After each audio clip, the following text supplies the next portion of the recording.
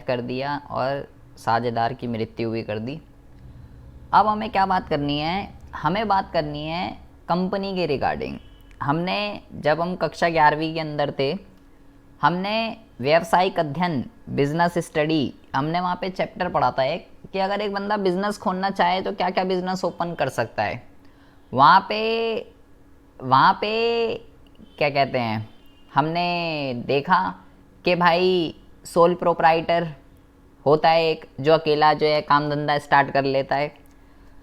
फिर उसकी दिक्कत ये थी कि भाई उसके पास पैसों की कमी है, और भी कई सारी दिक्कतें हैं। उसके पास अकेला जितना पैसा है वो ही खोल सकता है, और उससे उसके पास और कोई पैसों की कमी है सोल प्रोप्राइटर में। फिर उसको दूर करने के लिए एक और टाइप का बिजनेस होता है जिसको हम साझेदारी कहते हैं, पार्टनरशिप।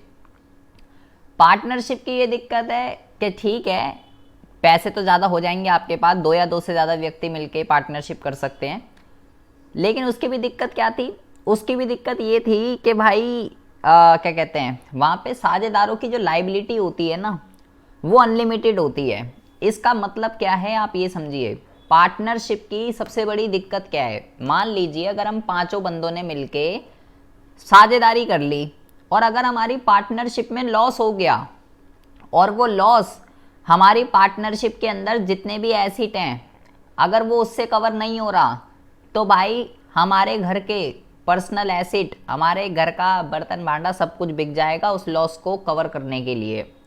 वो पार्टनरशिप की सबसे बड़ी दिक्कत है। तो फिर जब काम और बड़ा होता है या पैसों की जब और रिक्वायरमेंट पड़ती है, तो फिर एक और बिजनेस की फॉर्म जो है सामने आती है, जिसको हम जो है क्या कहते हैं, जिसको हम जो है कंपनी के नाम से जो है जानते हैं। Company accounts. ये क्या दिक्कत है ये ज़रा समझेंगे। कंपनी अकाउंट्स क्या होता है, पहले हम कंपनी का मीनिंग और कंपनी के कुछ फीचर्स होते हैं, सबसे पहले हम जो है उसके रिगार्डिंग बात करेंगे, फिर हम आगे बात करते हैं। आज हम इस चैप्टर का बेटा केवल थ्योरेटिकल लेने वाले हैं फुल्ली। हमें इस चैप्टर के अंदर करना क्या है, कंपनी क्या होती है, कंपनी कितने टाइप की होती है, ये सब बातें हम करने वाले हैं। देखिए, कंपनी के, अगर हम कंपनी के मीनिंग की बात करते हैं, तो कंपनी के मीनिंग को समझने के लिए इसके आपको फीचर्स को समझना पड़ेगा। इसके कुछ 5-6 इंपॉर्टेंट फीचर होते हैं। सबसे पहले आपको उसको समझना है कि भाई वो क्या फीचर है। देखिए, सबसे पहली बात तो मान लीजिए कंपनी क्या है। अभी हम यहाँ पे सिर्फ ये कंपनी बना देते हैं। कंपनी क्या है, कंपनी जो है ना, एक हम यहाँ पे लिखते हैं, एक वर्ड हम यहाँ पे लिख रहे हैं, आर्टिफिशियल।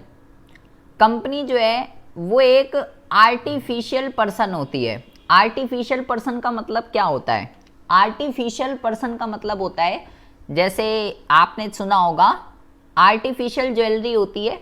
ज्वेलरी के बारे में तो आप अच्छे कहाँ से जानते होंगे, जैसे हम कहते हैं भाई आर्टिफिशियल है, गोल्ड की नहीं है, आर्टिफिशियल है। इसका मतलब क्या है, मतलब भाई ये वैसी नहीं है जैसे दिखाई जा रही है, एक्चुअल की जो होती है वो नहीं है, उसके जैसी है। कंपनी एक आर्टिफिशियल पर्सन होती है, जो कि कैसे क्रिएट होती है, पर्सन है ये, एक कह रहा है आर्टिफिशियल है, पर्सन है लेकिन आर्टिफिशियल। इसके माता पिता कौन है, इसके माता पिता जो है ना वो कानून है, लॉ है इसका माता पिता। इसके अपने कुछ फीचर्स होते हैं, जैसे कि इसके 5 सबसे इंपॉर्टेंट फीचर होते हैं। सबसे पहला जो इसका फीचर होता है ना, इसको कहते हैं separate legal entity. Separate legal entity का क्या मतलब होता है, इसको हिंदी में कहते हैं इसको हम कहते हैं अलग अस्तित्व। अलग अस्तित्व कैसे लिखेंगे भाई, अस्तित्व कैसे लिखते हैं, अलग अस्तित्व होता है। ये देख लीजिएगा अस्तित्व कैसे लिखते हैं। अबे अस्तित्व कैसे लिखेंगे, अस्तित्व, अरे बाप रे, आधा सा तो गया, अस्तित्व, हाँ ठीक है, हाँ ठीक है। अलग अस्तित्व होता है। अलग अस्तित्व का मतलब क्या है, अलग अस्तित्व का मतलब ये होता है कि भाई जो ओनर होता है, जो प्रोप्राइटर होता है, जो काम शुरू करता है, ओनर और उसके पर्सन दोनों अलग अलग हैं। जैसे कि साझेदारी के अंदर हम जिसको पार्टनर्स कहते हैं, कंपनी के अंदर उसको हम पार्टनर नहीं बोलते, कंपनी के अंदर हम उनको साझेदार बोलते हैं, शेयर होल्डर, ठीक है, शेयर धारक कह सकते हो आप उसको। हर जगह उनके नाम अलग अलग हो जाते हैं। पार्टनरशिप में पार्टनर्स कहलाते हैं, यहाँ पे शेयर होल्डर कहलाएगा, कंपनी का जो मालिक होता है। तो सेपरेट लीगल एंटिटी का मतलब क्या होता है कि शेयर होल्डर और कंपनी दोनों अलग अलग हैं।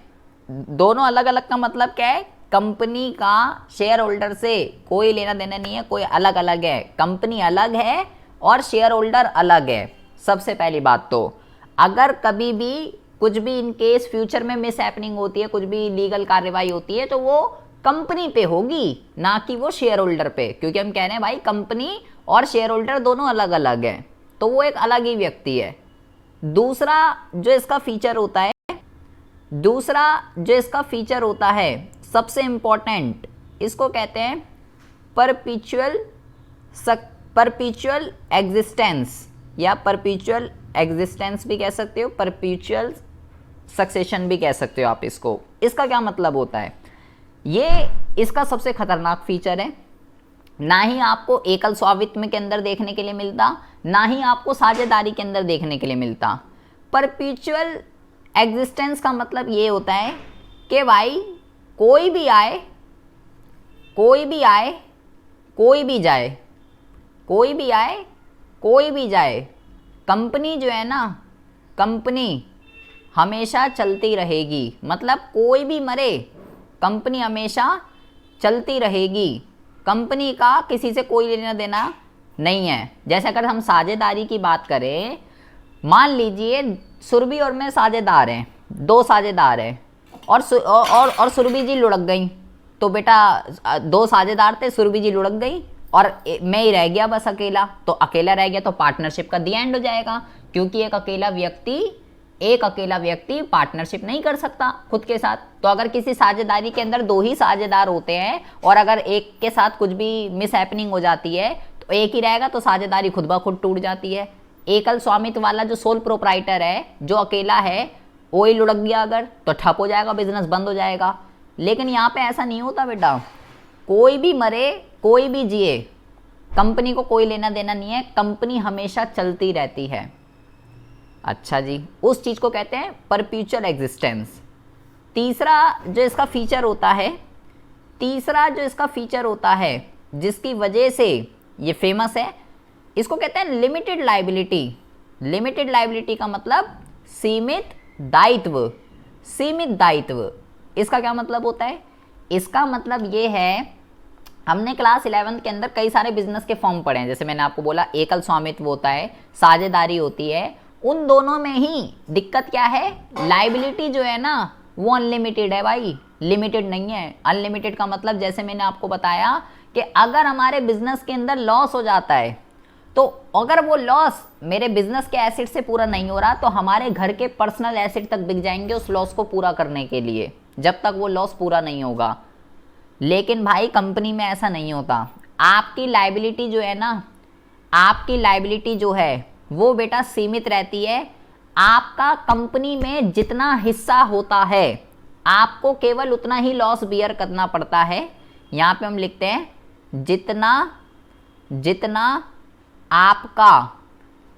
आपका हिस्सा, और हिस्सा को हम यहाँ पे शेयर कहते हैं, अभी हम बात करेंगे इसके रिगार्डिंग।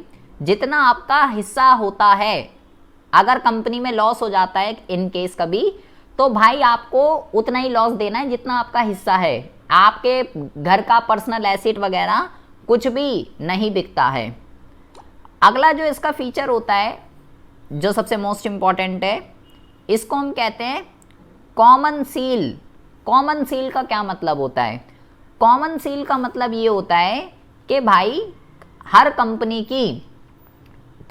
को अगर कहीं भी साइन वगैरह अगर करने होते हैं, तो बेटा कंपनी नॉर्मल ऐसे पेन वगैरह से साइन नहीं कर सकती है। हर कंपनी की अपनी क्या होती है, हर कंपनी की एक कॉमन सील होती है। कॉमन सील का मतलब आप ये कह सकते हो मोहर कह सकते हो। तो जिस भी डॉक्यूमेंट पर अब वो साइन नहीं करेगी, वो जहाँ पे भी साइन की रिक्वायरमेंट होती है वो अपनी कंपनी के नाम की मोहर लगा देती है। मोहर का मतलब कंपनी का सिग्नेचर, ये कह सकते हो, कंपनी का सिग्नेचर। तो जहाँ पे भी रिक्वायरमेंट होती है वहाँ पे कॉमन सील लग जाती है, और जिस डॉक्यूमेंट पे कॉमन सील लग गई वो डॉक्यूमेंट जो है क्या हो जाता है, वो डॉक्यूमेंट जो है क्या कहते हैं, लीगल डॉक्यूमेंट बन जाता है। उसके बाद जो है बेटा लास्ट जो इसका फीचर होता है, इसको कहते हैं हम ट्रांसफरेबिलिटी। इसका क्या मतलब होता है, ट्रांसफरेबिलिटी ऑफ शेयर। हिंदी में इसको कहते हैं अंशों का हस्तांतरण। अभी हम पढ़ेंगे, अभी हमने सिर्फ कंपनी के बारे में पढ़ रहे हैं, कंपनी क्या होती है। मैंने बोला बेटा कंपनी एक व्यक्ति है जिसको जन्म देने वाला कौन है, जिसको जन्म देने वाला कानून है। व्यक्ति है लेकिन आर्टिफिशियल, और कानून के द्वारा ये पैदा होती है, ठीक है। और इसके अपने कुछ फीचर है। सेपरेट लीगल एंटिटी का मतलब ओनर और कंपनी दोनों अलग अलग हैं। परपेचुअल सक्सेशन का मतलब कोई भी आए कोई भी जाए, कंपनी को कोई लेना देना नहीं है। लिमिटेड लायबिलिटी का मतलब आपका कंपनी में जितना हिस्सा है, अगर कभी फ्यूचर में भविष्य में लॉस हो जाता है, सीमित दायित्व है, कभी भी लॉस हो जाता है तो आपको उतना ही लॉस देना पड़ेगा जितना आपका हिस्सा है। कॉमन सील का मतलब अपनी एक मोहर होती है कंपनी की, कहीं ऐसे साइन वगैरह नहीं करती, जहाँ पे ये मोहर लग गई कंपनी का सिग्नेचर जो होता है उसको कॉमन सील कहते हैं। ट्रांसफरेबिलिटी ऑफ शेयर का मतलब क्या होता है, अंशों का हस्तांतरण। अभी हम बेटा कंपनी के टाइप पढ़ेंगे कि कंपनी कितने तरीके की होती है। तो हम पढ़ेंगे कि अगर कोई बंदा, मैंने बोला शेयर क्या होता है इसके बारे में अभी हम बात करेंगे बेटा। अगर कोई बंदा अपने शेयर को ट्रांसफर अगर करना चाहे, अगर कोई बंदा अपने शेयर को ट्रांसफर करना चाहे, तो क्या ट्रांसफर का मतलब होता है किसी दूसरे को दे देना। तो कहाँ पे ट्रांसफर होता है और कहाँ पे ट्रांसफर नहीं होता उसके रिगार्डिंग हम बात करेंगे। कोई भी ऐसी ऑर्गेनाइजेशन जो इन फीचर को फॉलो करेगी वो बेटा कंपनी कहलाती है। बेटा ये चैप्टर थ्योरेटिकल और न्यूमेरिकल दोनों के पॉइंट ऑफ व्यू से बहुत ही ज़्यादा इंपॉर्टेंट है। आज हम केवल इस चैप्टर का फुल्ली ओवरव्यू लेने वाले हैं, तो प्लीज़ एक एक चीज़ को ध्यान से समझेंगे। अभी आपने सिर्फ ये पढ़ा, हाँ जी, सेपरेट लीगल एंटिटी का मतलब होता है, मान लो कभी कंपनी ने कुछ कांड कर दिया, फ्रॉड कर दिया कुछ, तो केस किस पे होगा, कंपनी पे होगा या जो कंपनी के मालिक हैं उन पे होगा। तो केस कंपनी पे होता है, क्योंकि हम कह रहे हैं कि भाई कंपनी और जो उसके मालिक है, जो उसके ओनर हैं, वो भाई सब अलग अलग हैं। ये हम जो है यहाँ पे कह रहे हैं, ये इसका मतलब होता है कि और सब कुछ कंपनी के अंदर जो है, जो भी है वो भाई कंपनी का है, मालिकों का नहीं है। और अंशों के हस्तांतरण का मतलब है, अभी हम बेटा पहले कंपनी के टाइप बता दूं कि कंपनी कितने टाइप की होती है। तो कहाँ पे शेयर हम ट्रांसफ़र कर सकते हैं, कहाँ नहीं कर सकते, उस चीज़ को कहते हैं ट्रांसफरेबिलिटी ऑफ शेयर। अब हम हाँ जी सर, आपने जैसे अभी बताया कि कंपनी का मालिक होगा, तो कंपनी तो एक आर्टिफिशियल है, तो उसका मालिक कौन होगा? उसके मालिक वो होते हैं जो उसके शेयर होल्डर हैं, जिन्होंने पैसा लगा रखा है कंपनी में, वो सब मालिक होते हैं कंपनी के अंदर। वही तो कह रहा है बेटा। अब अभी मेरे को बस एक बार पहले हम पूरा समझ लें एक बारी ब्रीफ से, फिर आपको मैं बताता हूँ कंपनी का मालिक कौन है और कंपनी अलग है कौन है, तब आपको समझ में आएगा। अब हम बात करते हैं बेटा टाइप ऑफ कंपनी के रिगार्डिंग। कंपनी के अगर हम टाइप की बात करते हैं तो कंपनी बेटा बेसिकली दो तरीके की होती है। पहली जो कंपनी होती है इसको हम कहते हैं प्राइवेट कंपनी, जिसको आप निजी कंपनी के नाम से जानते हैं, निजी कंपनी। और दूसरी जो कंपनी होती है इसको हम जो है पब्लिक कंपनी के नाम से जानते हैं, जिसको हम हिंदी में सार्वजनिक कंपनी के नाम से जानते हैं, सार्वजनिक कंपनी। तो वो जो हम ऊपर मुद्दा पढ़ा है वो ट्रांसफरेबिलिटी ऑफ शेयर, अपना शेयर अगर मैं हिस्सा किसी दूसरे को देना चाहूँ तो क्या मैं किसी को दे सकता हूँ या नहीं दे सकता, उसकी हम बात करेंगे बेटा। वैसे तो कंपनी दो ही टाइप की होती है, लेकिन 2013 में एक और नई कंपनी की शुरुआत हुई जिसको बेटा 1% कंपनी के नाम से जानते हैं। 1% कंपनी। तो पहले हम बात करेंगे बेटा प्राइवेट और पब्लिक की। इसको हम कहते हैं एक व्यक्ति कंपनी, एक व्यक्ति की कंपनी, इसको ये कहते हैं। तो ये क्या होती है, पहले हम जरा प्राइवेट और पब्लिक के बारे में बात करते हैं। तो कंपनी बेसिकली 3 टाइप की है, प्राइवेट, पब्लिक, 1%।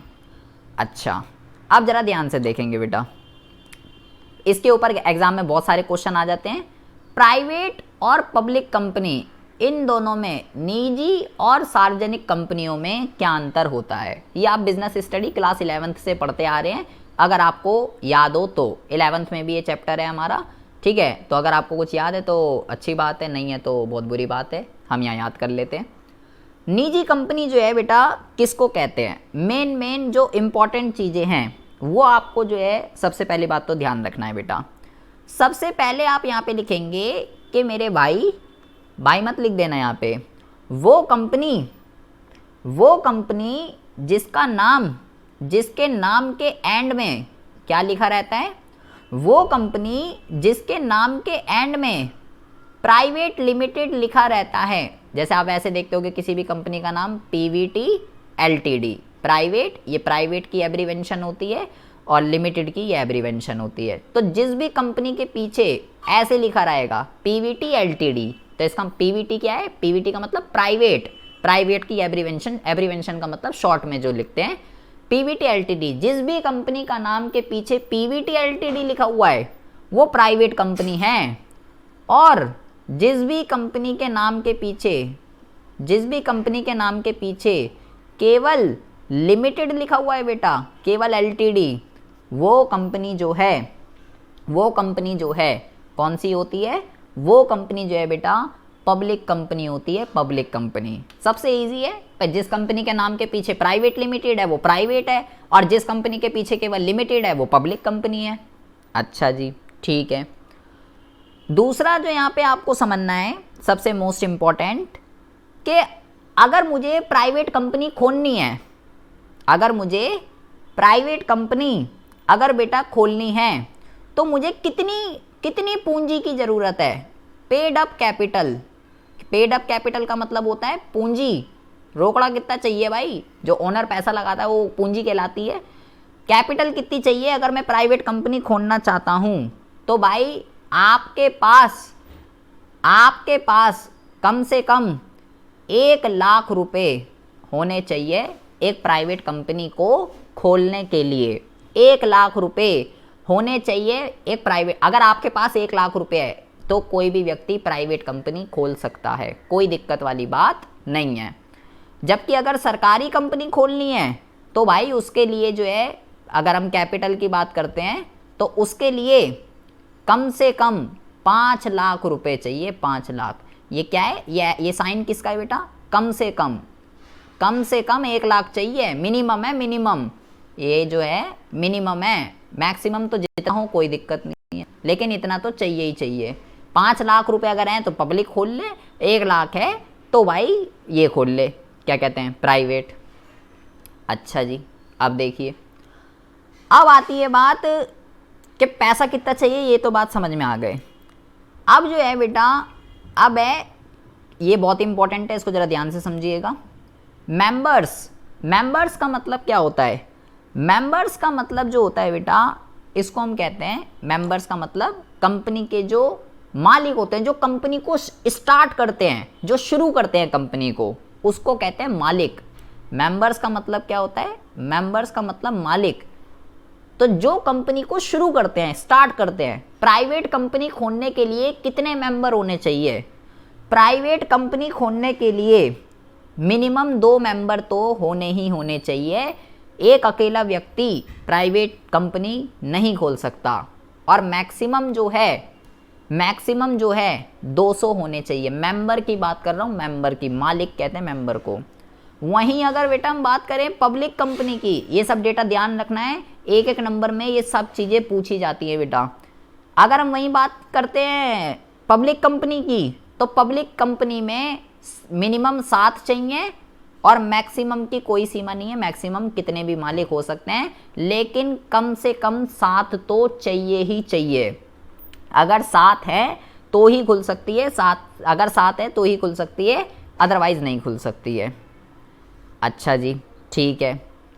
इसके अलावा बेटा अगला जो टर्म है इसको हम कहते हैं डायरेक्टर। इसको जरा ध्यान से सुनेंगे। Member, director. मेंबर मालिक, मेंबर क्या है, मेंबर होते हैं बेटा मालिक। और अब है डायरेक्टर। डायरेक्टर का मतलब क्या होता है, कंपनी के अंदर जो है बेटा डायरेक्टर होते हैं। डायरेक्टर का मतलब होता है मालिक अपने अंडर में जो नौकर को रखते हैं। डायरेक्टर जो है जो मालिक के अंडर में काम करेंगे उसको कह सकते हो। डायरेक्टर का मतलब होते हैं नौकर, ठीक है। नौकर वर्ड, अब आप कहोगे साला नाम तो उसको ऐसा लग रहा है डायरेक्टर और ये कह रहा है नौकर, तो डायरेक्टर किसके अंडर में काम करता है, डायरेक्टर काम करता है उसके अंडर में। तो भाई जो जिसके अंडर में काम करता है वो एज अ सर्वेंट ही है, तो वो उसका नौकर है। डायरेक्टर प्राइवेट कंपनी में कितने होते हैं, अगर हम प्राइवेट कंपनी की बात करें तो बेटा कम से, ये ध्यान रखना है बहुत इंपॉर्टेंट है, कम से कम 2 डायरेक्टर तो चाहिए ही चाहिए। बिना 2 डायरेक्टर के कोई भी प्राइवेट कंपनी ओपन नहीं हो सकती। वहीं अगर हम बेटा बात करें पब्लिक कंपनी की, तो पब्लिक कंपनी में बेटा कम से कम 3 डायरेक्टर तो चाहिए ही चाहिए। ये सब बेटा डेटा ध्यान रखना है, एमसीक्यू में ये सब चीज़ें पूछी जाती हैं। बिना पब्लिक कंपनी में 3 तो होने ही चाहिए, 3 से ज़्यादा हो कोई दिक्कत वाली बात नहीं है। अच्छा जी, ठीक है। उसके बाद करते हैं बात अंशों के हस्तांतरण की। अगर हम अंशों के हस्तांतरण की अगर हम बात करते हैं तो बेटा यहाँ पे आप लिखेंगे कि यहाँ पे अंशों का हस्तांतरण, अंशों का हस्तांतरण नहीं हो सकता। मतलब कि शेयर की ट्रांसफरेबिलिटी नहीं है। मतलब अगर मेरे शेयर हैं प्राइवेट कंपनी में, तो मैं अगर किसी दूसरे को देना चाहता हूँ, मान लो मेरे हैं, मैं कह रहा हूँ मैं अक्षिता को देना चाहता हूँ, तो भाई ऐसा नहीं हो सकता। यहाँ पे अंशों का हस्तांतरण एक व्यक्ति से दूसरे व्यक्ति को नहीं हो सकता। लेकिन पब्लिक कंपनी की अगर हम बात करें तो यहाँ पे बेटा अंशों का हस्तांतरण, यहाँ पे अंशों का हस्तांतरण हो सकता है। मतलब अगर शेयर मेरे पास हैं, मैं चाहता हूँ अक्षिता को दे दूँ, मैं दे सकता हूँ, बेच सकता हूँ। मैं अक्षिता चाहती है सुरभि को बेच दे, बेच सकती है। सुरभि चाहे प्रीति को बेच दे, बेच सकती है। यहाँ पे अंशों का हस्तांतरण होता है एक पर्सन से दूसरे पर्सन की तरफ। लेकिन बेटा प्राइवेट कंपनी में अंशों का हस्तांतरण नहीं होता है। ये बात आपको जो है ध्यान रखनी है, ठीक है जी, ये बात आपको ध्यान रखनी है। इसके अलावा बेटा अगर हम बात करते हैं, ये हमने पढ़ी बात कि भाई प्राइवेट कंपनी और पब्लिक कंपनी क्या होती है। प्राइवेट और पब्लिक, पहले 2 ही टाइप की कंपनी होती थी, प्राइवेट कंपनी, पब्लिक कंपनी, निजी कंपनी, सार्वजनिक कंपनी, ये 2 टाइप की कंपनी होती है। लेकिन 2013 में एक और कंपनी आई जिसको 1 पर्सन कंपनी कहते हैं, एक व्यक्ति की कंपनी। अकेला बंदा कंपनी खोल सकता है जी, अकेला बंदा कंपनी खोल सकता। बेटा ये सब थ्योरेटिकल के पॉइंट ऑफ व्यू से इंपॉर्टेंट है, प्लीज़ कह रहा हूँ मैं, इसको अच्छे से पढ़िएगा। अब हम बात करते हैं, ठीक है वो तो समझ में आ गया, प्राइवेट और पब्लिक वो तो 11वीं से पढ़ आ रहे हैं हम बात करते हैं ये 1 पर्सन कंपनी का क्या मतलब है। इसके नाम से ही पता चल रहा है, 1 पर्सन कंपनी, एक पर्सन की कंपनी। ये क्या दिक्कत है भाई। सबसे पहले आपको ध्यान रखना है कि इसको जो इंट्रोड्यूस किया गया है, वो कंपनी एक्ट 2013 के अकॉर्डिंगली जो है इंट्रोड्यूस किया गया। यहाँ पे आपको ये ध्यान रखना है कि भाई ये क्या है, इसके नाम से ही पता चल रहा है कि केवल एक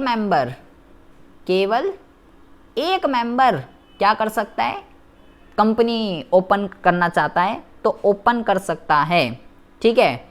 1 मेंबर कंपनी ओपन करना चाहे कर सकता है, लेकिन मिनिमम कैपिटल की जो रिक्वायरमेंट है, मिनिमम कैपिटल जो चाहिए इसको, वो कितनी चाहिए, मिनिमम कैपिटल जो है वो चाहिए बेटा 1 लाख रुपए। 1 लाख रुपए अगर आपके पास हैं और आप अगर 1 पर्सन कंपनी खोलना चाहते हो तो आप जो है बेटा 1 पर्सन कंपनी बहुत ईजिली खोल सकते हो। डायरेक्टर की अगर हम बात करें, डायरेक्टर कितने चाहिए? डायरेक्टर का मतलब जो मालिक के अंडर में काम करते हैं। मेंबर अलग है बेटा, मेंबर अलग होता है, मेंबर का मतलब मालिक, डायरेक्टर जो मेंबर के अंडर में काम करता है।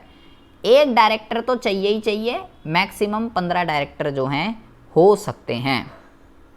अच्छा जी, ठीक है, मिनिमम एक तो चाहिए ही चाहिए, ये मैक्सिमम है, मिनिमम एक, मैक्सिमम 15।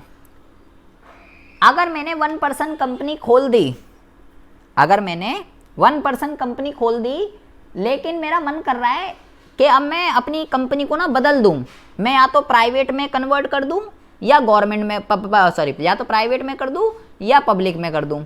तो अगर मैं कन्वर्जन करना चाहूं, अगर मैं कन्वर्जन करना चाहूं, कन्वर्जन इनटू प्राइवेट और पब्लिक, मैंने पहले 1 पर्सन खोल दी और अब मैं चाहता हूं कि यार मुझे लग रहा है सही नहीं चल रहा मामला, तो मैं चाहता हूं मैं अपनी कंपनी को बदल देता हूं, प्राइवेट में बदल दूं या पब्लिक में बदल दूं। तो क्या 1 पर्सन कंपनी की कन्वर्जन हो सकती है कि मैंने पहले 1 पर्सन खोल लिया, अब मैं चाहता हूं प्राइवेट हो जाए या पब्लिक हो जाए? तो अगर बेटा आप कन्वर्जन करना चाहते हो, सबसे पहली बात तो ऐसा ही नहीं खोलते ही 10 दिन बाद आपको कह रहा है मन नहीं लग रहा, प्राइवेट वाली कर देता हूं, ऐसा नहीं हो सकता बेटा। आप अगर कन्वर्जन करना चाहते हो तो कन्वर्जन कितने टाइम बाद होगी? कन्वर्जन जो होगी बेटा वो होगी आपकी, कन्वर्जन जो होगी वो होगी आपकी बेटा 2 साल बाद। इनकॉर्पोरेशन का मतलब होता है बेटा रजिस्ट्रेशन, कंपनी का रजिस्ट्रेशन कराना मैंडेटरी है। सोल प्रोप्राइटर, साझेदारी, पार्टनरशिप, ये सारे बिजनेस के जो फॉर्म्स होते हैं बिना रजिस्ट्रेशन किए ओपन हो सकते हैं, लेकिन कंपनी का रजिस्ट्रेशन मैंडेटरी होता है, बिना रजिस्ट्रेशन कोई भी कंपनी नहीं होती, ओपन नहीं होती। कॉर्पोरेशन को ही रजिस्ट्रेशन कहते हैं। रजिस्ट्रेशन के 2 साल बाद कोई भी 1 पर्सन कंपनी प्राइवेट या पब्लिक में बदलना चाहे तो बदल सकती है। एंड उसके साथ साथ, एंड का मतलब क्या होता है, ये कंडीशन भी पूरी होनी चाहिए और प्लस उसके साथ ये वाली भी होनी चाहिए। कौन सी? तो ये क्या हो गया, तो यही हो जाएगी, मैं 2 साल बाद मेरा मन करे कर लूँ तो ठीक है कर ले, तो ये तो चाहिए ही चाहिए। लेकिन दूसरी कंडीशन क्या है? दूसरी कंडीशन ये है कि आपकी जो पूंजी है ना, पेड अप कैपिटल, वो कितनी होनी चाहिए? वो होनी चाहिए 50 लाख रुपया। लो जी, 1 लाख से शुरू करा था, 2 साल बाद कह रहा है 50 लाख होनी चाहिए आपके कैपिटल पूंजी। अगर आप इस दोनों क्राइटेरिया को फुलफिल कर रहे हो तो आप अपनी 1 पर्सन कंपनी को कन्वर्ट कर सकते हो प्राइवेट या पब्लिक में। ये बेटा बहुत इंपॉर्टेंट है, इसको ध्यान से समझेंगे। अगर आप इस क्राइटेरिया को फुलफिल नहीं कर रहे तो बेटा आप जो है अपनी कंपनी को नहीं बदल सकते। अब आप बोलो भाई ये इतना पूंजी कहाँ से आएगी, वो अकेले ने स्टार्ट करा, 50 लाख कहाँ से आएगा? 1 लाख ही तो हो, 1 लाख तो स्टार्ट करा था, 50 लाख तू बोल रहा है। फिर इसमें एक रिलैक्सेशन दी गई कि अगर अब है और का मतलब क्या होता है बेटा? अगर ये वाला क्राइटेरिया फुलफिल नहीं कर रहे आप, अगर आपकी कैपिटल क्या कहते हैं, अगर आपकी कैपिटल 50 लाख नहीं है तो एक दूसरा क्राइटेरिया है वो वाला फुलफिल कर दो। क्या है दूसरा क्राइटेरिया? और का मतलब होता है या तो ये या तो ये, जो जाए दोनों में से वो कर दो। एवरेज एनुअल टर्नओवर का मतलब होता है बेटा सेल। अगर आपकी एवरेज एनुअल टर्नओवर 2 करोड़ रुपए है, 2 करोड़, 50 लाख नहीं हो रहे कोई दिक्कत नहीं है। अगर आपकी एवरेज एनुअल टर्नओवर 2 करोड़ रुपए है तो आपकी अगर कंपनी को 2 साल हो गए, 50 लाख नहीं हो रहे थे ठीक है, लेकिन आपकी एवरेज एनुअल टर्नओवर 2 करोड़ है। एवरेज का मतलब क्या होता है बेटा?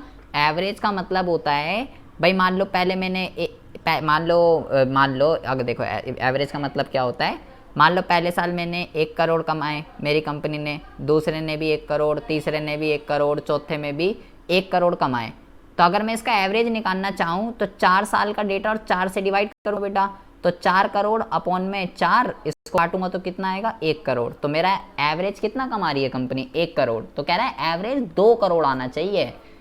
अगर एवरेज 2 करोड़ आ रहा है तो आप अपनी कंपनी की कन्वर्जन कर सकते हो 1% से पब्लिक या प्राइवेट में।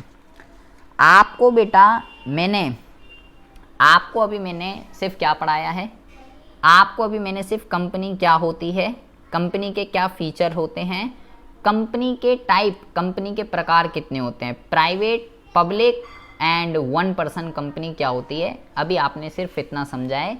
और जितना भी आपने अभी समझा है, जितना भी अभी आपने समझा है वो बेटा एग्ज़ाम के पॉइंट ऑफ व्यू से थ्योरेटिकल बहुत ही ज़्यादा इम्पॉर्टेंट है। तो आपसे रिक्वेस्ट है कि इन सब चीज़ों को आप बहुत ही अच्छे से आप जो है पढ़ के इसमें आपको किसी को डाउट है तो बताइए। अक्षिता, सुरभि, प्रीति और तनीषा, कुछ समझ में आ रहा है? ठीक है बेटा, 3 कंपनियां तो मैंने आपको बता दी है। पहली कंपनी आपने पढ़ी प्राइवेट, दूसरा बेटा आपने पढ़ी पब्लिक, और तीसरी आपने पढ़ी 1% कंपनी। यहाँ पे मैं आपको ये बता दूं, बच्चों का थोड़ा डाउट रहता है कि ये जो पब्लिक कंपनी है, एक और टाइप की हम यहाँ पे कंपनी लिख देते हैं बेटा ताकि आपका डाउट यहाँ ख़त्म हो जाए। एक होती है प्राइवेट कंपनी, एक होती है पब्लिक कंपनी, एक होती है 1% कंपनी, और एक होती है बेटा गवर्नमेंट कंपनी। एक होती है गवर्नमेंट कंपनी में नहीं भाई, यही इसी तुम्हारे जैसे बच्चों के लिए ही तो मैं यहाँ पे बैठा हुआ हूँ, और किस लिए बैठा हूँ मुझे पता है ना। बच्चों का यही डाउट होता है कि ये जो पब्लिक कंपनी है यही तो गवर्नमेंट है। बेटा पब्लिक कंपनी और गवर्नमेंट कंपनी दोनों में ज़मीन आसमान का अंतर होता है, ठीक है जी। पब्लिक कंपनी अलग होती है और गवर्नमेंट कंपनी जो है वो अलग होती है। बेटा गवर्नमेंट कंपनी एक ऐसी कंपनी होती है, गवर्नमेंट कंपनी एक ऐसी कंपनी होती है जिसमें कम से कम जिस कंपनी में कम से कम 51% जो शेयर होते हैं वो बेटा या तो केंद्र सरकार के पास या राज्य सरकार के पास होते हैं। एक ऐसी कंपनी जिसमें 51%, मतलब 50% से ज़्यादा हो गया, तो ओनर कौन होगी गवर्नमेंट कंपनी में? ओनर जो होगी वो सरकार होगी, क्योंकि उसके पास 50% से ज़्यादा शेयर हैं, 51। तो एक ऐसी कंपनी जहाँ पे बेटा 51% शेयर या तो सेंट्रल या स्टेट गवर्नमेंट के पास होते हैं, उसको गवर्नमेंट कंपनी कहते हैं बेटा। लेकिन पब्लिक कंपनी में बेटा सरकार का कोई सीन नहीं है। कहीं आपके भेजे में ये चल रहा हो कि निजी में हो गया एक व्यक्ति और पब्लिक में हो गई सरकार। पब्लिक कंपनी का सरकार से कोई लेना देना नहीं है बेटा। पब्लिक कंपनी एक ऐसी कंपनी होती है जिसमें बेटा जो शेयर्स जो होते हैं ना, शेयर्स, अभी हम इसके बात करने वाले हैं इसके बारे में डिटेल में, वो किसके पास होते हैं बेटा? वो जनरल पब्लिक के पास होते हैं, जनरल पब्लिक के पास। तो ये जनरल पब्लिक कौन होती है? आम जनता। जनरल पब्लिक का मतलब आम जनता, उसको कहते हैं। एक के शेयर, तो बेटा आम जनता अलग है और ये अलग है। तो कंपनियां देख लीजिए, प्राइवेट, पब्लिक, 1% और गवर्नमेंट। हमारा ये जो चैप्टर है बेटा ये किस कंपनी के ऊपर है? हमारा जो चैप्टर है पूरा का पूरा पब्लिक कंपनी के ऊपर है, पब्लिक कंपनी के ऊपर। हमें यहाँ पे जिस कंपनी की अकाउंटिंग करनी है, हम कौन है?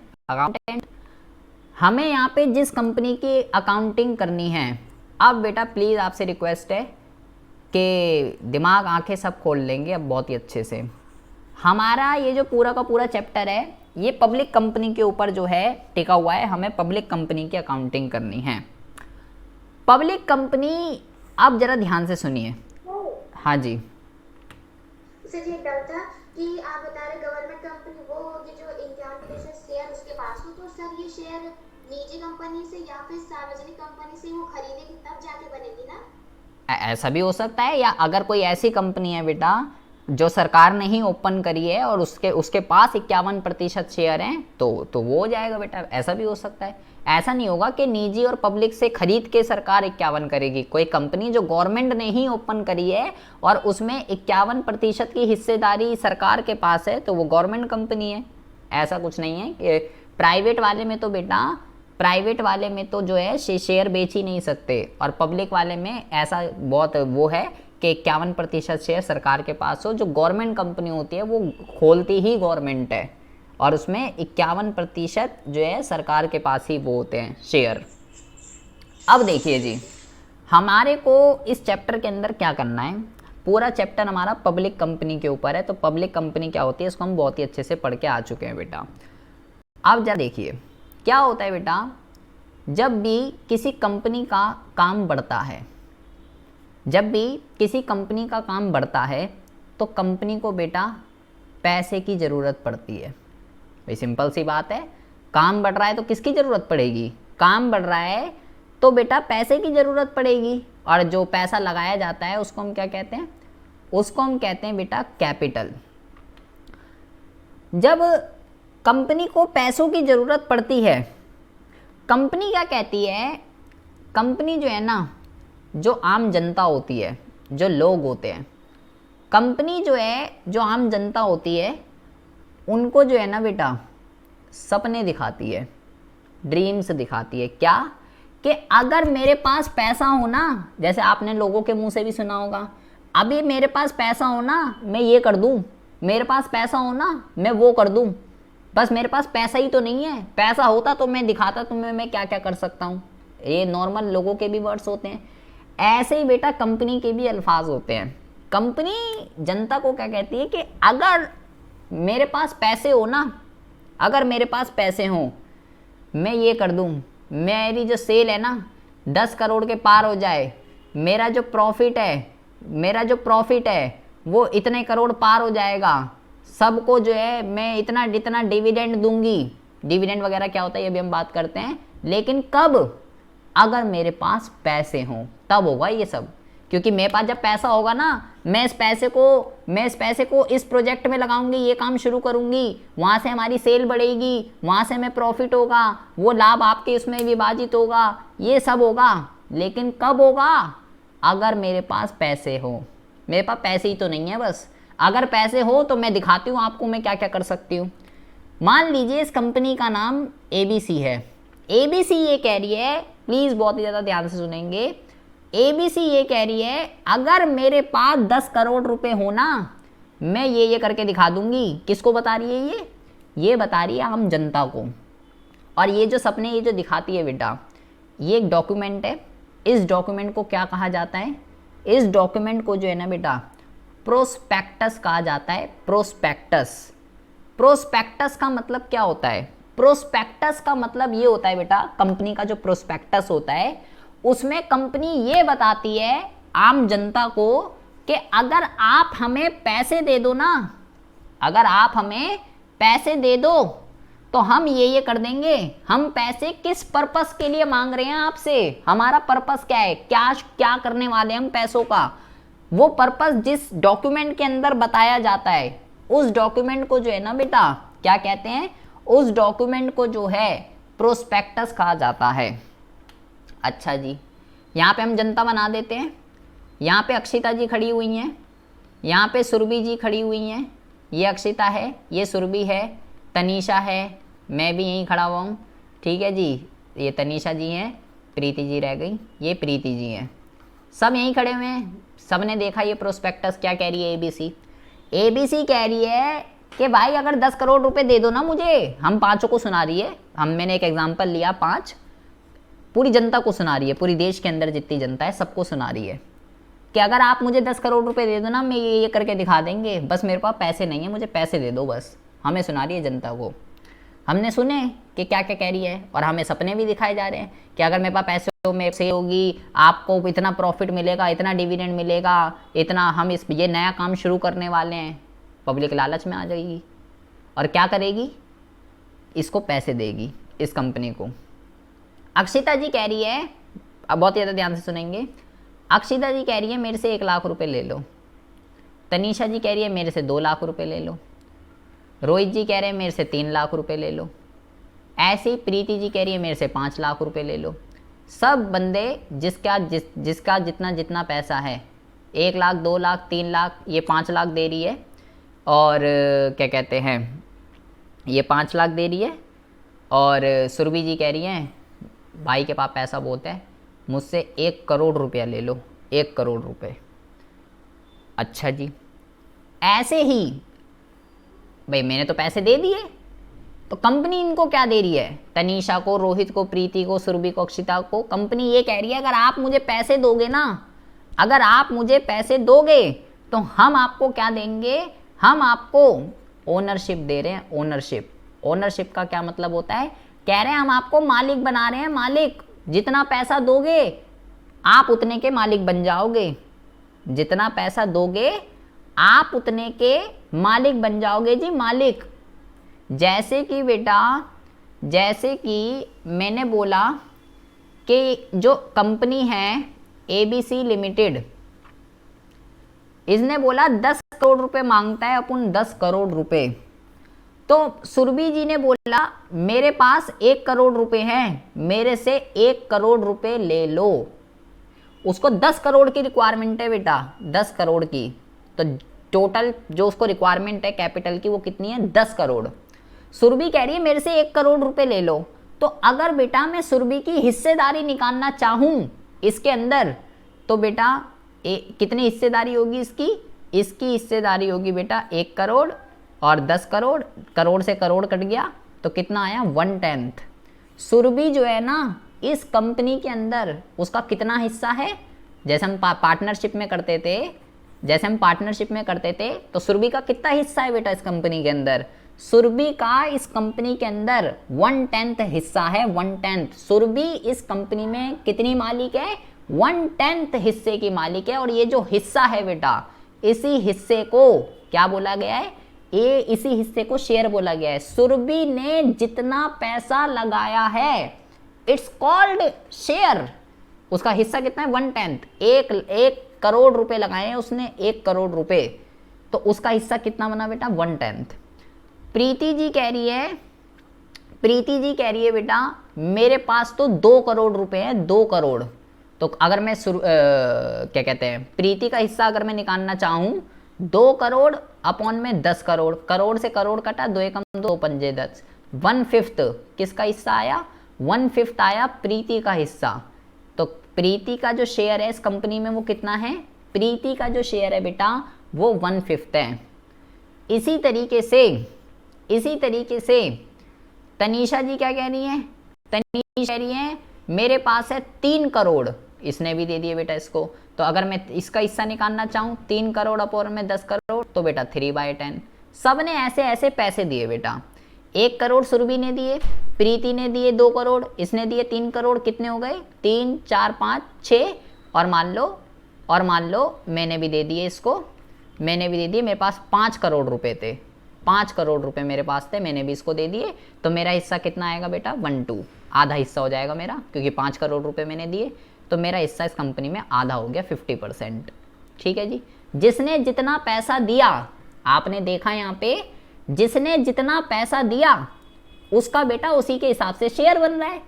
जो ज़्यादा पैसे दे रहा है उसका ज़्यादा हिस्सा बन रहा है। मैंने 5 करोड़ दिए तो मेरा आधा हिस्सा बन रहा है। सुरभि ने 1 करोड़ दिए सबसे कम, तो सुरभि का सबसे कम हिस्सा बन रहा है। प्रीति ने उससे ज़्यादा दिए तो प्रीति का सुरभि से ज़्यादा बन रहा है। तनीषा ने उससे ज़्यादा दिए तो तनीषा का उससे ज़्यादा बन रहा है। जो ज़्यादा पैसे देगा उसके उतने बेटा उसका उतना ज़्यादा हिस्सा, जो जितने कम पैसे देगा उतना कम हिस्सा। और जितना आपका हिस्सा है, जो ये हिस्सा की बात हो रही है, जितना आपका हिस्सा है, हिस्सा कैसे डिसाइड हुआ, आपका कितना पैसा लगा हुआ है उस कंपनी में उससे डिसाइड हुआ। उतना ही आपको प्रॉफिट मिलेगा, उतना ही आपको लॉस मिलेगा। जितना हिस्सा, ज़्यादा हिस्सा, मतलब फिर तो भाई ज़्यादा हिस्सा होगा तो मेरा तो 50% हिस्सा है, तो मेरा ज़्यादा हिस्सा तो बेटा मुझे ज़्यादा पैसे मिलेंगे। सुरभि का कम हिस्सा, सुरभि को कम मिलेंगे। और अगर लॉस हो गया तो बेटा मैंने बोला जितना हिस्सा होता है उतना ही बियर करना पड़ेगा। अगर मेरा आधा हिस्सा है तो अगर जितना भी लॉस होगा ना कंपनी में, आधा मुझे भरना पड़ेगा, सुरभि को 1/10 भरना पड़ेगा, प्रीति को 1/5 भरना पड़ेगा और तनीषा को 3/10 भरना पड़ेगा लॉस, और प्रॉफिट भी उतना ही मिलेगा। तो बेटा ये जो कंपनी है, ये जो कंपनी थी ABC, इसको 10 करोड़ की ज़रूरत थी, 10 करोड़, जो कि किस किस ने करे, सुरभि ने, प्रीति ने, तनीषा ने, मैंने, हमने दिए। इनने 1 करोड़ दिया, इनने 3 करोड़ दिए, इनने 2 करोड़ दिए, मैंने 5 करोड़ दिए, ऐसे ऐसे बात हुई, तब जाके इसके पास 2 करोड़ हो गए, ये 10 करोड़ हो गए। ये जो 10 करोड़ है बेटा, ये कहलाती है कंपनी की कैपिटल। ये कैपिटल कैसे बनी, ये पूंजी कैसे आई इसके पास? ये कह रही थी ये हमने पैसे क्यों दिए, क्योंकि इसने हमें सपने दिखाए, प्रोस्पेक्टस इशू करा, और उस प्रोस्पेक्टस में ये बोला गया कि अगर आप मुझे पैसे दे दो ना तो मैं ये कर दूंगी। हम लालच में आ गए, चलो ठीक है पैसे दिए पब्लिक ने। ये सब पब्लिक है बेटा, ये सब पब्लिक है, इसको जनरल पब्लिक कहते हैं, ये सब जनरल पब्लिक है। हम इसकी बातों में आए कि प्रोस्पेक्टस में ऐसा ऐसा लिखा हुआ है, नया प्रोजेक्ट शुरू करने वाली है, इलेक्ट्रिसिटी कार लेकर आएगी, इसकी तो बहुत डिमांड है अब मार्केट के अंदर, पैसा दो, इसमें तो बहुत प्रॉफिट होने वाला है और हमारे को फ़ायदा होगा, तो हमने पैसे दिए इसको। ये बेटा कैसे बना, ये 10 करोड़ रुपए कैसे बने? जब इन सबों ने पैसे दिए तो ये 10 करोड़ रुपए बने। ये जो इन्होंने, ये जो है ना, ये क्या है बेटा, यही इनका, यही क्या कहलाता है, share. Share is a part of capital. Share क्या है, शेयर क्या है? शेयर जो है वो बेटा part of capital, part of capital, मतलब आप ये समझ लीजिए शेयर जो है वो कैपिटल का एक यूनिट है बेटा। क्या है? कैपिटल का जो है, कैपिटल का एक यूनिट है शेयर। कैपिटल तो पूरी उस कंपनी के पास टोटल जितनी पैसों की जरूरत थी 10 करोड़, वो कैपिटल है। और जो व्यक्तियों ने पैसे दिए, सुरभि ने, तनीषा ने, प्रीति ने, हमने जितना जितना पैसा दिया छोटे छोटे टुकड़ों में, 1 करोड़, 3 करोड़, 2 करोड़, तो वो क्या हो गया बेटा, वो हो गया आपका, क्या कहते हैं, वो हो गया शेयर, जो पैसे दिए। अच्छा जी, ठीक है। प्रीति जी इतनी बात समझ में आ रही है या ऊपर से जा रही है? पहले तो ये बता दीजिए। आ रही है समझ में। अब देखिए, अब बात ये है कि यार, अब जरा मुद्दा समझिए। अब बात ये है कि ये जो ABC कंपनी थी ना, ABC कंपनी, इसको बेटा 10 करोड़ रुपए की ज़रूरत थी, 10 करोड़ रुपए की। तो बेटा किसी भी एक इंडिविजुअल व्यक्ति के पास इतना करोड़ों रुपया तो होता नहीं है। मैं कह रहा हूँ सुरभि ने 1 करोड़ रुपए दिए, बहुत पैसे वाली पार्टी है अगर सुरभि, बहुत पैसे वाली पार्टी अगर सुरभि, तो ही बेटा किसी एक इंडिविजुअल व्यक्ति के पास 1 करोड़ रुपए होंगे। अदरवाइज एक नॉर्मल व्यक्ति के पास तो बेटा 1 करोड़ रुपए हो ही नहीं सकते। तो इस समस्या का समाधान करने के लिए कंपनी क्या करती है कि भाई किसी व्यक्ति के पास तो इतना पैसा होगा ही नहीं, तो कंपनी को जितने पैसों की जरूरत है, कितने पैसों की जरूरत है, 10 करोड़ रुपए की, इतने पैसों की कंपनी को जरूरत है, जिसके लिए प्रोस्पेक्टस इशू किया गया है। तो कंपनी क्या करती है, इसको टुकड़े कर देती है। जैसे कि कंपनी कहती है कि मेरा जो एक शेयर है ना, एक शेयर वो 10 रुपए का है, 10 रुपए का एक शेयर 10 रुपए का है, उसको 10 करोड़ की जरूरत है, तो उसके टोटल शेयर कितने हो जाएंगे बेटा, उसके टोटल शेयर हो जाएंगे 10 लाख, क्योंकि 10 लाख शेयर हो जाएंगे 10 रुपए का एक, और टोटल कितने हो जाएंगे बेटा, टोटल हो जाएंगे आपके 10 करोड़ रुपए, 10 करोड़ रुपए हो जाएंगे। उसने क्या करा, उसको जितने भी पैसों की जरूरत थी उसने अपने उसको विभाजित कर दिया छोटे टुकड़े में, कि मेरा एक शेयर जो है वो 10 रुपए का है, तो उसके 10 करोड़ के कितने शेयर बनेंगे बेटा, उसके 10 करोड़ के जो शेयर बनेंगे वो बनेंगे 10 लाख, और 10 रुपए का एक है, प्राइस कितना है उसका, 10 रुपए, तो P इंटू जब ये करेंगे भाई 10 लाख शेयर 10 रुपए के, तो टोटल कितना आएगा यहाँ पे, यहाँ आएगा 10 करोड़ रुपए। तो अगर बेटा इससे क्या होगा, इससे फायदा क्या होगा, इससे फायदा ये है बेटा कि कोई भी व्यक्ति जिसके पास कम पैसे भी हैं वो भी बेटा अब यहाँ पे पैसे कर सकता है। जैसे मैं हूँ, मैं एक यहाँ पे कंगला हूँ, मेरे पास तो 10,000 रुपये ही हैं, बस करोड़ों रुपए की बात नहीं है, मेरे पास तो 10,000 रुपये ही हैं। सुरभि बेटा इधर देख लीजिए प्लीज़, मेरे पास 10,000 रुपये ही है, तो बेटा एक शेयर कितना है इसका, 10 रुपये का, मेरे पास 10,000 है। तो अगर मैं इस कंपनी में इस कंपनी को अगर मैं 10,000 रुपये दूँ तो मुझे कितने शेयर मिलेंगे? मुझे मिलेंगे बेटा 1000 शेयर। 1000 इंटू में 10, 1000 इंटू में 10 करूँगा तो कितना हो जाएगा? 10,000। अबे एक 10 रुपये का है, मैं टोटल 10,000 के खरीदना चाहता हूँ, तो एक 10 का है और मैं 10,000 रुपये के खरीदना चाहता हूँ, तो 10 इंटू में 1000, 10,000। मान लो सुरभि है, सुरभि मेरे से भी ज़्यादा कंगली है, सुरभि के पास 5,000 रुपये हैं, तो सुरभि को कितने मिलेंगे? सुरभि को मिलेंगे 500 इंटू में 10। भाई 10 रुपये का एक है, 500 ही तो आएंगे 5,000 रुपये में, और कितने आएंगे? मान लो प्रीति है, प्रीति के पास तो 1000 रुपये ही हैं, ये तो उससे भी ज़्यादा तबीयत ढीली है इसकी, तो 1000 रुपये है इसके पास, एक 10 रुपये का है, तो ये तो 100 ही खरीद पाएगी, तो 1000 रुपये के तो 100 ही आएंगे। तो जब इन शेयर को टुकड़ों में विभाजित कर दिया तो इससे क्या है, कोई भी नॉर्मल व्यक्ति, मान लो एक और यहाँ पे लेते तनीषा जी, इसके पास तो 100 रुपये ही हैं, 100 रुपये हैं बस, और एक शेयर 10 रुपये का है, तो 100 रुपये में कितने आएंगे बेटा? 10 शेयर आएंगे, तो ये कितना हो जाएगा? 100 रुपये।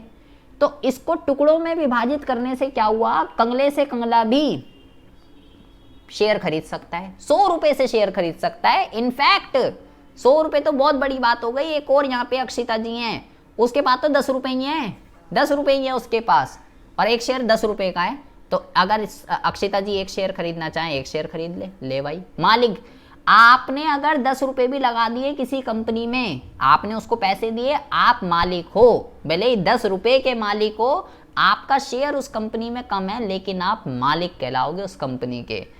ठीक है, आपने चाहे अक्षिता ने 10 रुपये लगाए हैं, अक्षिता भी मालिक है, तनिषा ने 100 रुपये लगाए हैं, ये भी मालिक है, प्रीति भी मालिक है, सुरभि भी मालिक है, सब मालिक है। आपने है जी 50 पैसे लगाए, तो बेटा है ही 10 रुपये का एक, तो 50 पैसे का कहाँ से भाई? एक चीज़ जब है ही 10 रुपये की, तो ये तो कॉमन सेंस की चीज़ है। आप तो 9 रुपये में भी नहीं मिलने का, वो तो जब वो चीज़ ही 10 रुपये की है एक। अब जरा ध्यान से सुनेंगे बेटा, अब क्या हुआ, कंपनी ने अपने उस शेयर को, एक शेयर को बोला भाई 10 रुपये का है, 10 रुपये का, तो ये जो 10 रुपये जो होते हैं ना, एक शेयर जितने रुपये का होता है बेटा, उसको कहते हैं फेस वैल्यू। क्या कहते हैं उसको?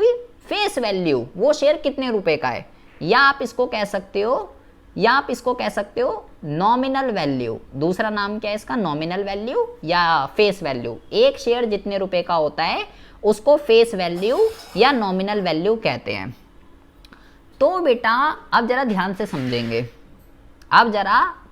समझेंगे, एक शेयर 10 रुपये का है, तो भाई सुरभि जी थी, प्रीति जी थी, तनीषा जी थी, अक्षिता जी थी, सब थे बेटा। क्या हुआ, सुरभि जी ने भाई बेटा चिट्ठी भेजी, सुरभि जी ने चिट्ठी भेजी, 1000 शेयर खरीदता है भाई को, डॉन को 1000 शेयर मांगता है, 1000 शेयर खरीदने हैं। प्रीति जी कह रही है 5000 शेयर खरीदना चाहती हूँ, तनीषा जी कह रही हैं 10,000 शेयर खरीदना चाहती हूँ, अक्षिता तो मजे ले रही है, अक्षिता कहती है 1 लाख शेयर खरीदूंगी तेरी कंपनी के। बोलना ही तो भाई, कब एबीसी ने बोला, एबीसी ने प्रोस्पेक्टस इशू करा पब्लिक को, एबीसी ने प्रोस्पेक्टस इशू करा पब्लिक को और बताया कि मुझे 10 करोड़ रुपए की ज़रूरत है और हम इस पैसे का ये करेंगे और हमारा एक शेयर 10 रुपये का है, बताओ पब्लिक कितना खरीदना चाहती हो। सब मजे लेने के लिए खड़े हुए थे, सुरभि, प्रीति, तनीषा, अक्षिता। और उसे बताना ही तो है कितने। सुरभि कह रही है 1000, प्रीति कह रही है 5000, तनीषा कह रही है 10,000, अक्षिता जी तो कह रही है 1 लाख शेयर। उसको बताना ही तो है कंपनी को कि भाई कितने शेयर खरीदने हैं। इन सब ने चिट्ठी भेजी कंपनी को कि भाई हम तो इतना खरीदना चाहते हैं। लेकिन अक्षिता जी ऐसे, अब यहाँ पे क्या है बेटा, यहाँ पे क्या है, यहाँ फर्जीपंती बहुत ज़्यादा है। क्यों? क्योंकि यहाँ पे मज़े ले रहे हैं लोग, पता चला उसको खरीदने ही ना हो, ऐसे ही टाइम पास कर रहा हो। अक्षिता ऐसी कह रही है 1 लाख शेयर खरीदने, सुरभि जी ऐसी कह रही है 1000 शेयर खरीदने, पता चला सुरभि के पास तो पैसे ही नहीं है। अक्षिता कह रही है 1 लाख शेयर खरीदने हैं मुझे और एक शेयर 10 रुपये का है, और 1 लाख इंटू में 10 कितना होता है? 10 लाख। और पता चला अक्षिता तो पैसे ही नहीं है उसके पास। तो लोग ये फर्जीपंती ना करें, ऐसा ना करें लोग कि भाई अगर कंपनी ने प्रोस्पेक्टस इशू करा और जनता को बोल ली है कि जी हमें पैसों की ज़रूरत है, हमें पैसा दो, और लोग ऐसी फर्जीपंती ना करें कि ऐसी मज़े में बोल दें हाँ मैं इतने शेयर खरीद रहा हूँ, मैं इतने शेयर खरीद रही हूँ। ये लोग फर्जीपंती ना करें। इस चीज़ को ठीक करने के लिए कंपनी ने क्या इस चीज़ को ठीक करने के लिए कंपनी ने क्या बोला कि जी देखो हमें 10 करोड़ रुपए की ज़रूरत है, हमें 10 करोड़ रुपए की ज़रूरत है, और हमारा एक जो शेयर है ना, हमारा जो एक शेयर है वो 10 रुपये का है। कोई भी व्यक्ति ये फर्जीपंती ऊपर ना हो, कोई भी मज़े ना ले कंपनी से, ये फर्जीपंती ना हो। तो कोई भी व्यक्ति अगर एक्चुअल में शेयर खरीदना चाहता है, जैसे मान लो सुरभि शेयर खरीदना चाहती है, सुरभि ने बोला मैं आपके 1000 शेयर खरीदना चाहती हूँ। अब सुरभि मजे ले रही है या एक्चुअल में खरीदने है इसको, तो उस चीज को ठीक करने के लिए कंपनी ने क्या बोला, आपको जितने भी शेयर खरीदने हैं ना, आपको जितने भी शेयर खरीदने हैं भाई, एक शेयर 10 रुपए का है, तो आप क्या कीजिए, आप जो है ना शेयर का कुछ अमाउंट आप भाई जितने भी खरीदना चाहते हो उसके साथ मुझे दे दीजिए। जैसे मान लो 2 रुपये, सुरभि को अगर 1000 शेयर खरीदना चाहती है तो कुछ अमाउंट, इस चीज़ को कह सकते हो आप टोकन मनी। भाई हम मान लेंगे कि आप मज़े नहीं ले रहे, आपको एक्चुअल में शेयर खरीदने हैं, वैसे तो 10 रुपये का है लेकिन आप 2 रुपये बेच दो जितने भी आप खरीदना चाहते हो। सुरभि को 1000 शेयर खरीदने हैं तो 2 रुपये देने पड़ेंगे कंपनी को, 2000 रुपये। और इस चीज़ को हम क्या बोलते हैं बेटा, इस चीज़ को हम कहते हैं एप्लीकेशन मनी। क्या कहते हैं इस चीज़ को, इस चीज़ को एप्लीकेशन मनी कहते हैं। कि सुरभि जी कह रही है मेरे को 1000 शेयर खरीदने हैं, शेयर तो एक्चुअल में 10 रुपये का है लेकिन 2 रुपये वो पहले भेज रही है कि अपने मेरे रिजर्व हो जाए, मैं मज़े नहीं ले रही, मैं 2 खरीदना चाहती हूँ सच में। प्रीति जी क्या कह रही है, प्रीति जी कह रही हैं मैं भी खरीदना चाहती हूँ 1000 शेयर, मैं भी खरीदना चाहती हूँ। ये मान लो चलो 2000 खरीदना चाहती है तो इसको भी 2 रुपये देने पड़ेंगे बेटा, 4000 रुपये। 4000 दे देगी कंपनी को, ये एप्लीकेशन मनी कहलाएगी, ठीक है। तो ऐसे सबको, शेयर एक्चुअल में 10 रुपये का है, अभी कंपनी कितने मांग रही है, 2 रुपये मांग रही है अभी कंपनी। इससे क्या होगा, जितने भी फर्जी वाले थे, जैसे अक्षिता कह रही थी पहले क्या होता था, पहले बोलना पड़ता था, कोई ऐसे पहले एडवांस में पैसे नहीं लिए जाते थे तो लोग मज़े लेते थे ज़्यादा। अब ये मज़े लेने वाला सिस्टम हो गया ख़त्म, क्योंकि यहाँ पे तो जिसको एक्चुअल में खरीदना होगा वो पैसे दे देगा, जिसको मज़े लेने होंगे वो देगा ही नहीं पैसे। तो इस सिस्टम को ठीक करने के लिए ये वाला सिस्टम अपनाया गया कि जो 10 रुपये जो है ना, 10 रुपये उसको जो है टुकड़ों में 10 रुपये क्या है बेटा, फेस वैल्यू या नॉमिनल वैल्यू। 10 रुपये को जो है बेटा टुकड़ों में विभाजित किया गया। बहुत ही ज़्यादा ध्यान से सुनेंगे प्लीज़। मान लीजिए पहले कर दिया 2 रुपये, इस 2 रुपये को क्या कहते हैं बेटा, इस 2 रुपये को कहते हैं एप्लीकेशन मनी।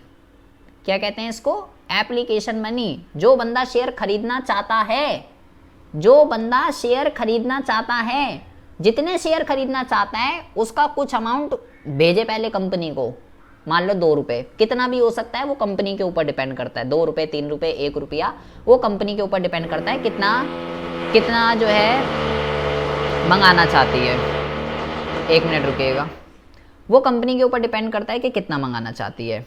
तो बेटा पहले ये पूरा प्रोसेस होता है, सारी जनता को इनवाइट किया जाता है, सब पैसे बेचते हैं और इसमें 2 से 3 महीने लग जाते हैं बेटा।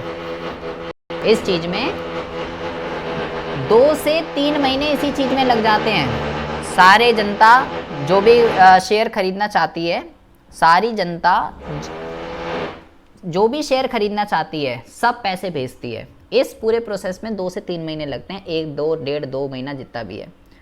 तो भाई वो बंदे शेयर रिजर्व हो गए कि खरीदना चाहते हैं एक्चुअल में। फिर क्या करती है कंपनी, फिर जो दूसरा अमाउंट होता है, मान लो ये हो गया 3 रुपये। अब क्या होगा, अब कंपनी फ़ोन मिलाएगी जिसने एप्लीकेशन डाली थी, सुरभि, प्रीति, तनीषा, अक्षिता, सबने पैसे दिए ना 2 2 3 3 रुपये। अब कंपनी फ़ोन मिलाएगी कि सुरभि जी मुबारक हो, आप शेयर खरीदना चाहते थे 1000 शेयर और आपको हम जो है ना शेयर दे रहे हैं, आपको शेयर अलाउट हो रहे हैं। तो इस चीज़ को हम क्या कहते हैं, इस चीज़ को हम कहते हैं बेटा अलाउटमेंट मनी। जिसने एप्लीकेशन के लिए पैसे दिए थे, सुरभि, प्रीति, तनीषा, अक्षिता, सबको कॉल घुमाया जाएगा, सबको मुबारकबाद दी जाएगी कि जी मुबारक को आप शेयर खरीदना चाहते थे, आपको शेयर मिल गए हैं, और आप बात ऐसी है, घर जैसी है, पहले 2 रुपये दिए थे ना एप्लीकेशन के, शेयर तो तुम्हें अलॉट हो रहे हैं, 3 रुपये और भिजवा दो। तो एप्लीकेशन के बाद जो पैसे लिए जाते हैं उस चीज़ को अलाउटमेंट कहते हैं। बधाई भी दे दी और 3 रुपये भी निकलवा दिए सबसे। प्रीति, सुरभि, तनीषा, अक्षिता जिसने 2-2 रुपये दिए थे एप्लीकेशन के, उनको एक्चुअल में शेयर अलॉट हो गए और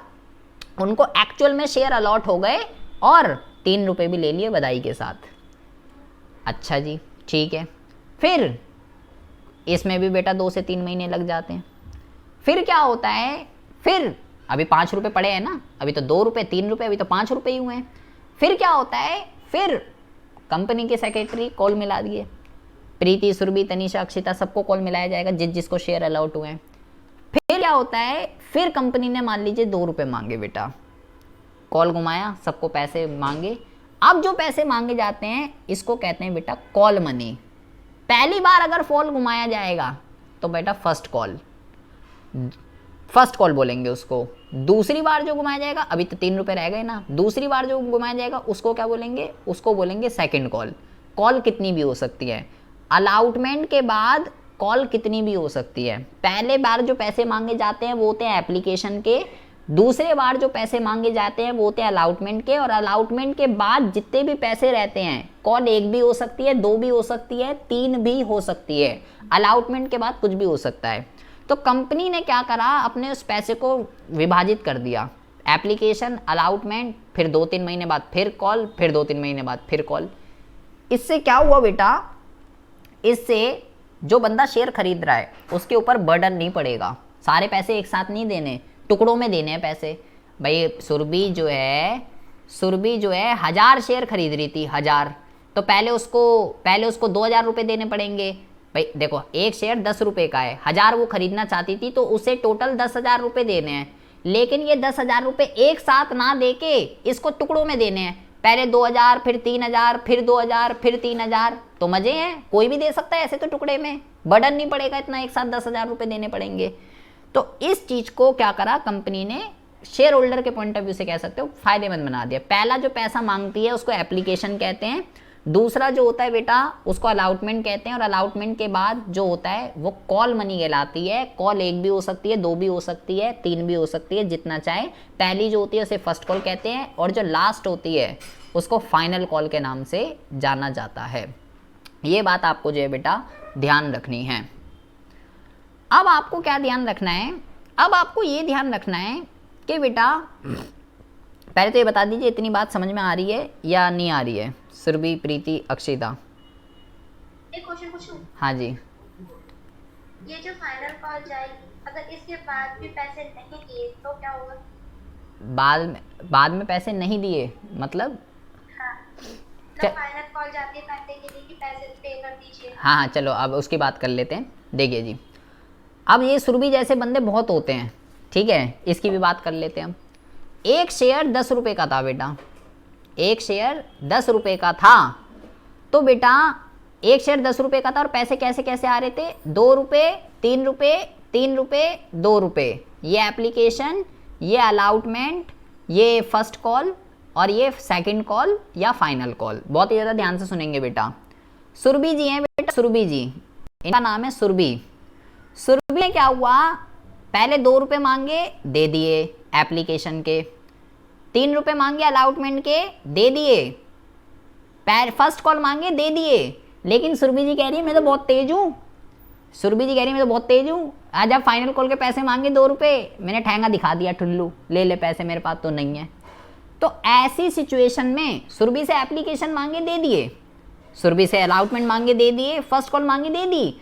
ले हो सकता है कि जब फाइनल कॉल के पैसे मांगे सुरभि के पास ना हो, तो ऐसी सिचुएशन में अगर बेटा कंपनी जो पैसे मांगती है और वो बंदा फेल टू पे हो जाता है, चाहे वो कुछ भी हो, चाहे वो अलाउटमेंट हो, चाहे वो फर्स्ट कॉल हो, चाहे वो फाइनल कॉल हो, कुछ भी हो, अगर कोई भी चीज फेल टू पे हो जाती है बेटा, उस चीज को कॉल इन एरियर के नाम से जाना जाता है। Call in arrear, call in arrear का मतलब कंपनी ने पैसे मांगे और अगर आप नहीं दे पाते तो कॉल इन एरियर, उस चीज को कॉल इन एरियर कहते हैं। ये टर्मिनोलॉजी आगे यूज होगी, इसको ध्यान रखिएगा।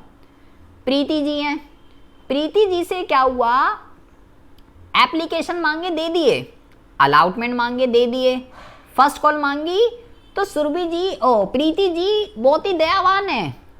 प्रीति जी कह रही है फोन कर करके मेरा दिमाग से सर में दर्द कर दिया, फोन पे फोन करे जा रही है। एक मिनट रुकिए बेटा।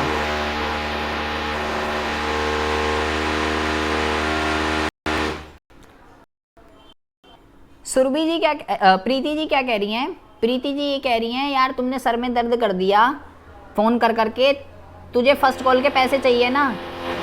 ने क्या करा, अरे यार